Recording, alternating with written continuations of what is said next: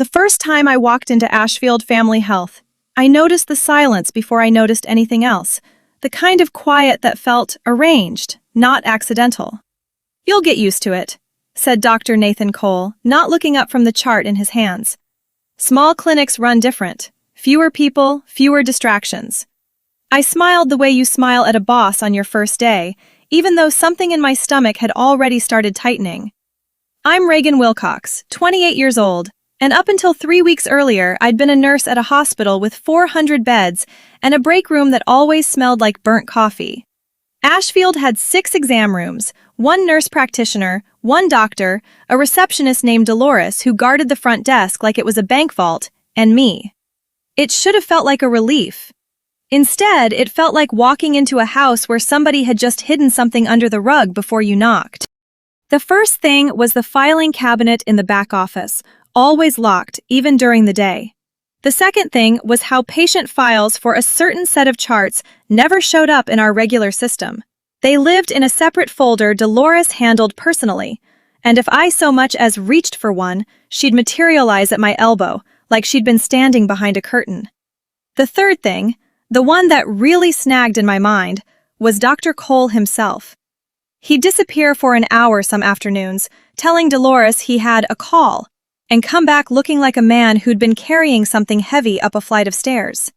I want to be honest about this part, because it's the part that still makes my chest go tight when I think about it.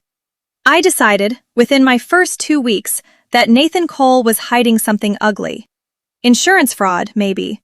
Or worse, patients who weren't really patients, prescriptions that didn't add up. I'd seen enough late-night procedural dramas to build a whole theory out of a locked drawer and a man who flinched when the phone rang. So I started paying attention the way you do when you've convinced yourself you're the only one who sees clearly. I logged which afternoons he vanished. I noted the initials on the folder Dolores wouldn't let me touch. MT. 3 different charts, no last names visible. I told myself I was protecting the practice, protecting patients, protecting my own license by association. Maybe some of that was even true. But if I'm being fair to myself, in the small, greedy hours of a slow shift, part of it was just the thrill of having a mystery to chase, something to make the 200-mile move to this nowhere town feel like it mattered. Nathan wasn't unkind to me, which was almost worse. He was patient when I fumbled with the new charting software. He remembered that I took my coffee black after only being told once. He had this habit of tapping his pen twice against the doorframe before he entered a room, like he was announcing himself so no one would be startled. And I caught myself waiting for that little double knock sound on the afternoons I worked in the back. Isn't it strange how suspicion and attraction can live in the same 6 inches of space in your chest? I kept telling myself they were different feelings. They weren't behaving like different feelings. 3 weeks in, I finally got reckless. Dolores had gone home early with a migraine, and Nathan was in with a patient, and the locked drawer key was sitting right there in the cup by the printer where I'd watched Dolores drop it 100 times. My hands were shaking when I turned it in the lock. I told myself I'd just look. I told myself if there was something wrong, I had an obligation. Inside were 3 folders. M.T. Marianne Tull. M.T. Michael Tull. M.T. Molly Tull. I sat down at the desk and read them, and about halfway through the second file I understood, and understanding felt like getting the wind knocked out of me. Marianne Tull had been Nathan's wife.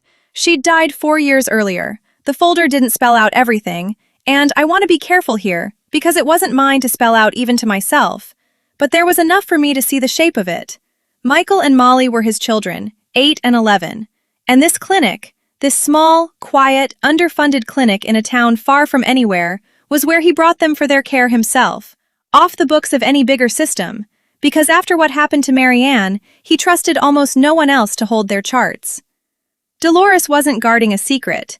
She was guarding a grieving man's last thread of control over the 2 people he loved most in the world. I heard the door before I heard him. Nathan stood in the frame, no pen tap this time, just stillness, looking at me sitting there with his family's whole private history open on the desk in front of me. "I can explain the county allocation reports later," he said, voice flat. "But I'd like to know why you're in a locked drawer that isn't yours." I didn't have anywhere to hide, so I told him the truth, All of it. The theory, the notes, the suspicion I'd built out of nothing but a locked cabinet and my own restless need to matter somewhere. I watched something in his face go from anger to something more tired, more human. "You thought I was running something illegal," he said. It wasn't really a question. "I thought I was protecting people," I said, and even as it left my mouth I heard how small it sounded next to what was actually sitting on that desk. He didn't yell. That was almost the hardest part.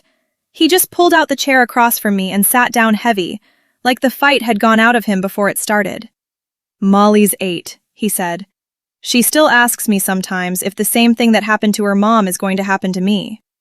I bring her here myself so that if anything's ever wrong, I'm the first to know, not the last. Dolores has known my family since before Marianne got sick. That's the whole conspiracy, Reagan. A scared dad and a loyal secretary."